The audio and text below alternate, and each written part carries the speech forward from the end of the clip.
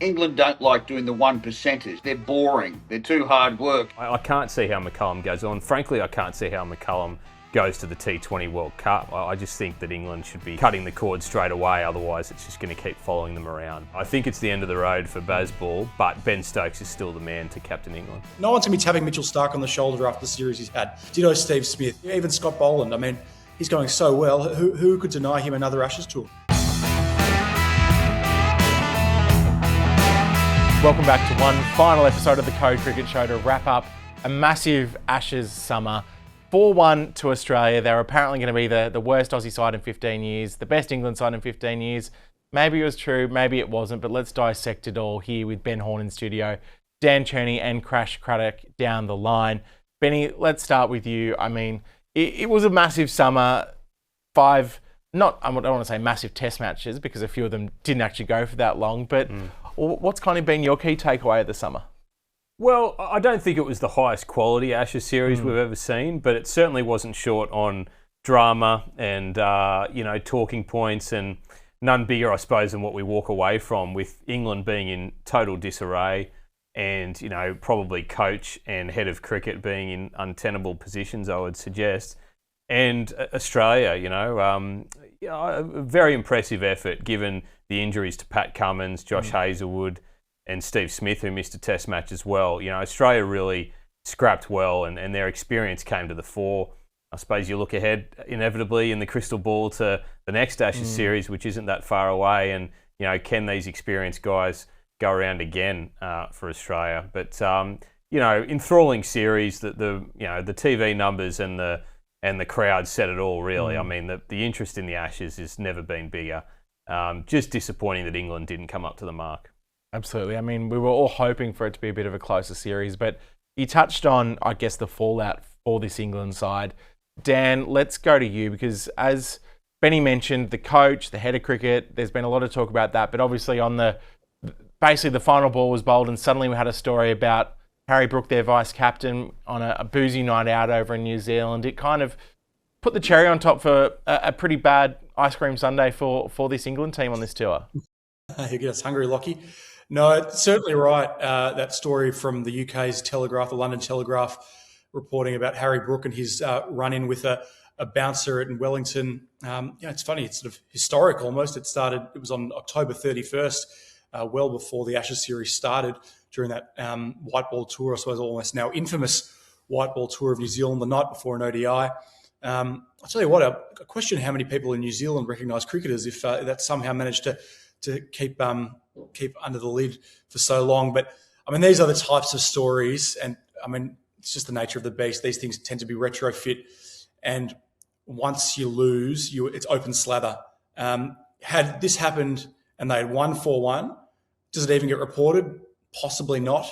If it does get reported, it's probably seen as a minor blip on an otherwise outstanding Ashes tour, but clearly that was not the case. And as you piece together the puzzle pieces around this Ashes tour and what's gone wrong for England from a cultural perspective, it was a very bad timing for England. And I think the fact that it came out then suggested that someone wanted it out then. I don't know where it leaked from, but on the back of what happened with Noosa, the Ben Duckett video, all the reviews of that, Rob Key, the managing director of cricket, had done this charm offensive around the Melbourne Test in the lead up to it, and they'd won the Melbourne Test. And I suppose that had taken a little bit of the pressure off. But then this story comes out after they get, they lose comfortably enough in Sydney, and I think there's significant doubt now as to whether certainly Key and McCullum as well will keep their jobs. Crash, we've seen a lot of England teams come to these shores, and yes, most have struggled in Australia, but the matter of this defeat almost off the field when it comes to what happened in Noosa, the Ben Duckett video, what came out with Harry Brook, lack of preparation, but then talks of being over-prepared from Brendon McCullum. I mean, what have you made of this England team and exactly what they've kind of managed to achieve almost more off the field this summer? Yeah, look, my favourite quote of the summer is a simple one from Michael Vaughan. England don't like doing the one percenters. They're boring. They're too hard work. And it made me, Lockie, go back and have a closer look at Brendon McCullum and where he came from. And growing up in the New Zealand team, you know, they were followed around by a couple of journalists, and you know, that's the antithesis of being under hellfire in England with 60 people at a press conference. So the New Zealand team weren't kept that accountable when they were playing. You know what I mean? So defeats weren't tragic, wins weren't that euphoric. You know what I mean? And so he grew up in that environment. When he was at the Brisbane Heat, he and Chris Lynn McCullum, they were the Bash brothers. Remember? You know, get into it and have a good time, and that's fine. But they never won anything. So I just don't think he was hard nosed enough for a hard nosed assignment. You know, Bazball's fantastic against the weaker teams when you're going to win anyway. Who wants to train hard? Who wants to do this? You can get away with it all.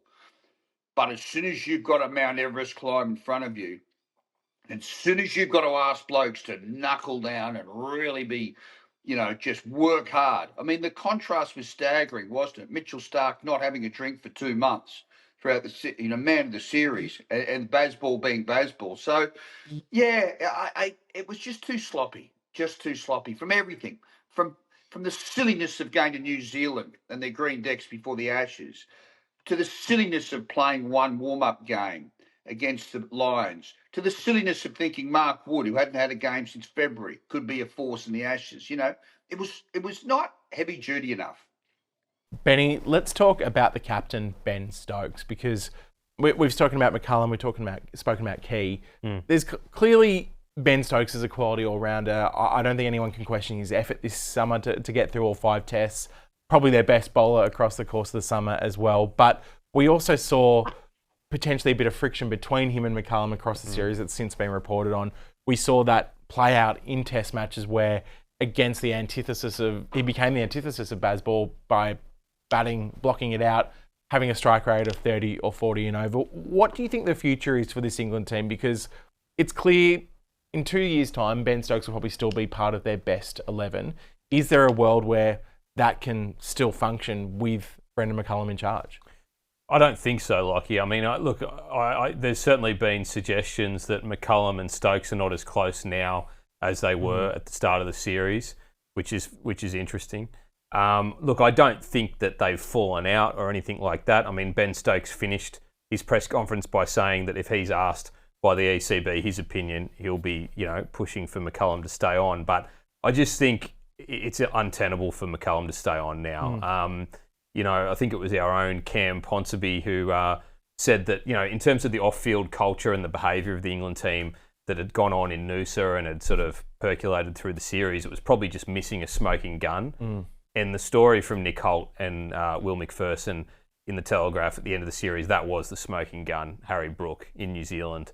I mean, if that had come out at the time as it had happened, it's very difficult to see how Harry Brook would have stayed on as vice-captain for the Ashes. I mean, and look, the crime is big enough. I mean, to go out on the source the night before an international game is not something that you would really think happens in 2026, especially when you're the captain.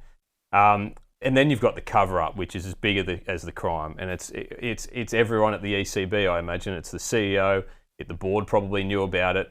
You know, they have attempted, for the sake of the Ashes series, to bury this story. And now, when there's a review, everyone's accountable because they all knew about the Harry Brook situation. So most accountable is McCullum and Key, who have sort of set the tone for the culture of the team. And significantly, Ben Stokes was not in New Zealand. So I think a lot of what has happened in this series, Ben Stokes can sort of separate himself a bit from it. He wasn't there in New Zealand when this sort of stuff was going on. From what we hear, he was pretty disciplined himself through the summer. I think he had one night out in Noosa, and otherwise I don't think he drinks all that much. You could see after the Perth test that his mindset changed about wanting the players to dig in. After the Brisbane defeat, you know, he was talking about showing that dog and the determination. So I think what you've seen is Ben Stokes has sort of jumped off the raft a little bit. And, I can't see how McCullum goes on. Frankly, I can't see how McCullum goes to the T20 World Cup. I just think that England should be cutting the cord straight away. Otherwise, it's just going to keep following them around. But no, I think it's the end of the road for Bazball. But Ben Stokes is still the man to captain England. Well, let's look at the other side of things because, as the old saying goes, losers have reviews and meetings and winners can celebrate long into the night. And that's what the Aussies have been able to do. Dan, in terms of this Australian team and looking forward, yes, we saw a lot of contributions from the likes of Michael Neser, Scott Boland, guys who are well into their sort of mid-30s now.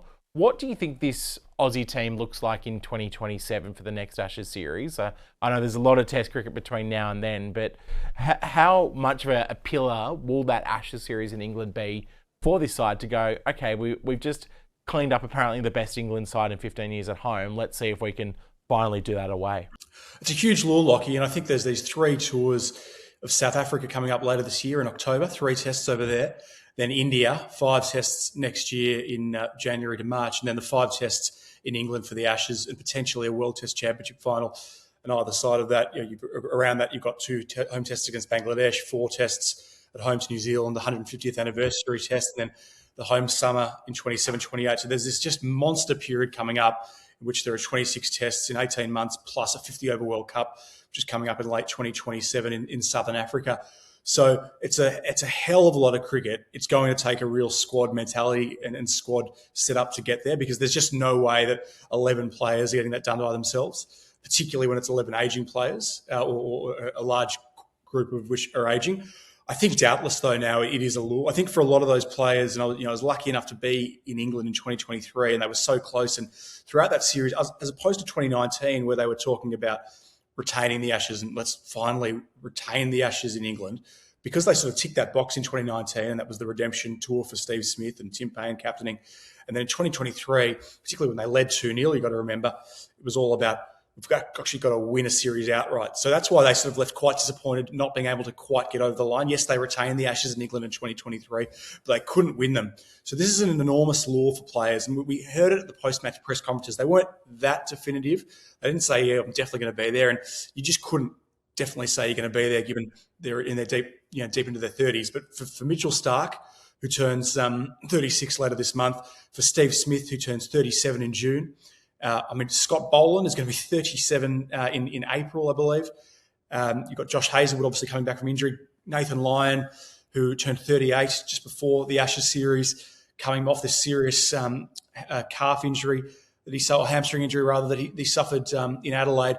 So it's going to be a real balance, but they're harder conversations to have, because it's harder to retire guys off when you're winning. Had they lost this series, well, there would have been a very easy, clean slate. Well, we've just got to move on to new blood.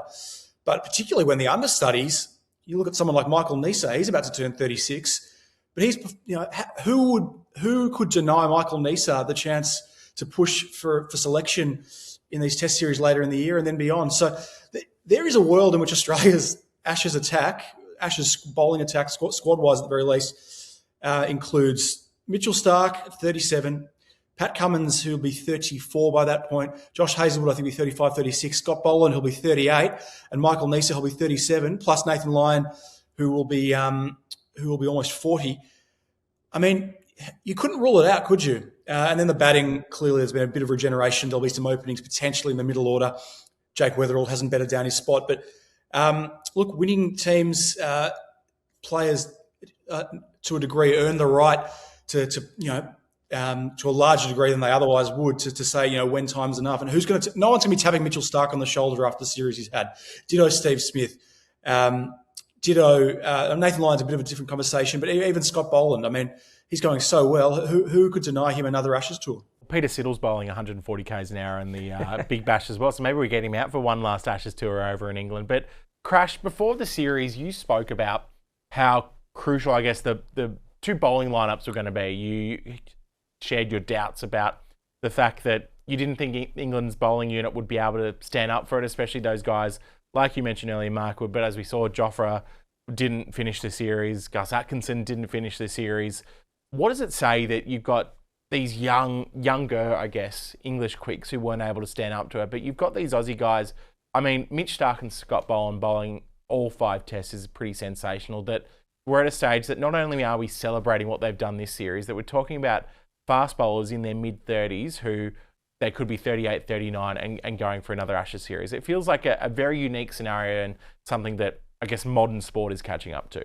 It is, and Rob Key said last year, he said, oh, what about this Australian team? They just never break down, do they? Well, they did this summer. But you're right, but it's the professionalism. Like, it's Starc not having a drink. It's Boland setting himself, learning from his mistakes last time, recalibrating, working out a new method. It's smart. And don't forget that, what was so underestimated? Just the body of first class cricket these boys have played in Shield cricket. Like, Dan will know more than me, but Scott Boland, I'm sure, has taken more than 300 Sheffield Shield wickets, hasn't he? That's right, Dan, isn't it? I mean, that's fibre. That's learning how to bowl all conditions. You go back through the first class records of a lot of the England bowlers, and they haven't played that much first class cricket. And that's what puts the meat on the bones, the fibre in your soul. But it was fantasy land to think, look, Jofra Archer went okay for 3 tests. You've got to give him that. But to think that Mark Wood could last, and even Gus Atkinson, like midpoint of his career, he hasn't played that much first-class cricket. They were always going to really feel the pinch. So I just think they've got to, and Jimmy Anderson said it the other day, these blokes have got to go back and prove themselves in county cricket. Don't worry about all the stars' reputation. Go back and prove yourself again and show you can do it. Start at the bottom, which Anderson and Broad always did. Before a series started, Broad always played 3 games for knots. Get your speed up, get your heart working, get everything going. But the sad thing for England is this, Lockie, and I'll say it quickly. I was just doing a story now.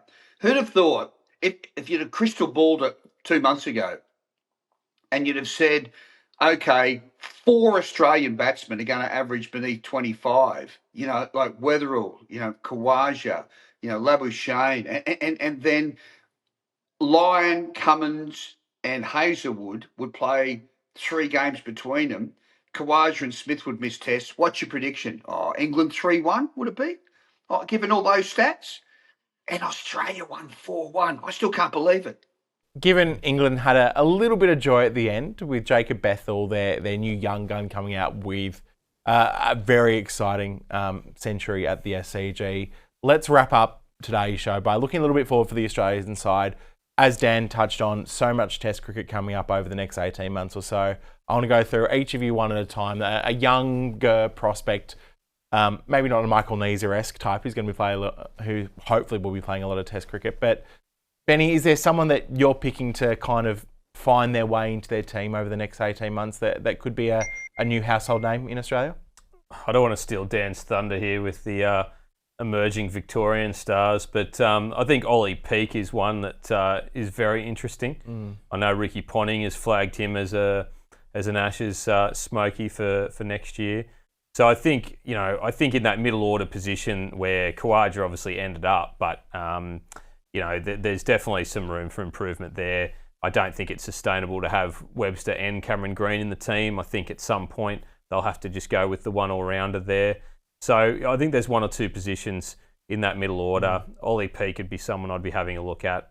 I've got other names, but I don't want to say them all. So what do you reckon, Dan? Ollie Peake's a great nomination, albeit he's still a bit scratchy in the Shield, but he's developing his game, and we saw that the other night in that Big Bash match against the Perth Scorchers. His cool head in a tight moment. My nomination is a guy who has played 1 test already. Didn't get much of a go, but Cooper Connolly. I think he's coming along in leaps and bounds. I think he's almost certain to have a big role in that India tour in 2027. And I think then beyond that, there's no reason why he couldn't then go on to England and play a position there. I mean, I think he's primarily a batter, and I think his first-class average, he's a bit like Jacob Bethel. He doesn't have a first-class ton yet, but he does have a lot of 50s. He's got a pretty impressive average, hasn't played much first-class cricket. He's going to go to the T20 World Cup for Australia. I imagine he's going to have a lot of opportunities to play 50-over cricket for Australia this year. He's going to be thereabouts. And I think I could definitely see him slotting into one of those positions, 5, 6, 7. Potential point of difference there also with his left arm spear, and just gives a bit of variety to the attack. So he's my nominee. I think he's got the leadership attributes as well, and he's a player very much on the rise. And Crash, we'll round it up with you. Is there a young player that's got your eye? Not overly young, but Xavier Bartlett, I'd love to see him on next year's Ashes tour.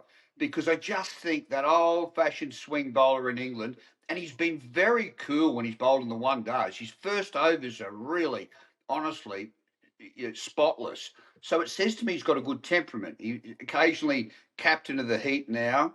And I love an old fact. It always pained my heart that Damien Fleming never played an Ashes tour test in England, because he'd have killed him, Flem, in a Terry Alderman sort of way. Bartlett can do it too. Not sure of his future either side of that tour, but sometimes you've got to say, this guy's an England bowler. He can clean up over there. Trust him in England and you'll be rewarded.